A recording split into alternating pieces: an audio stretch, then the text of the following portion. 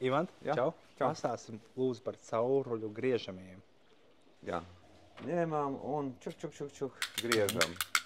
Šķēres ir, protams, dažādi ražotāji, cik masīvas kāds asmenis, redzite, izvēl dārgākas, lētākas un ir profesionāls šķēres, teiksim, kas taisnāk nogriezīs, ilgāk kalpos, tas pats Rems, Rotenbergers, reku stūrī.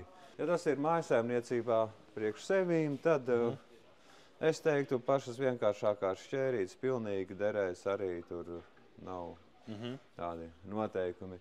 Protams, ja būs lielāki diametri, tad būs kāds metālzāģis jāņem talkā. Jo viņas parasti šķērs līdz 42 mm. Ja kapa ar caurulu griež, ir šitāds te tā kā agrāk. Padomju laikos bija metāla caurulis, bija vīri taisīja, bet princips tāds pats asmenītis, kas griežas.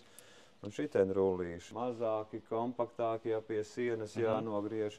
Atkal tie būs visi līdz kādiem 22 mm. Lielāka izmēra arī Rotenberger augstāk kotējas. Nu, cik bieži jāgriež, cik bieži rullīši kalpos. Tas pats Rems ir.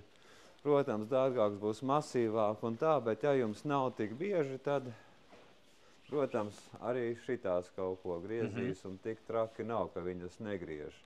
Nu, protams, metāla cauruli droši vien es teiktu, ka tāpat jāņem fleksis palīgā. Tā ir leņķa slīpmašīna, laikam pareizi jāsaka latviski. Tā laikam ir. Ierakstiet komentārā, kā pareizi saka. Nu, tā domā, jāuzpras ar kādiem būs.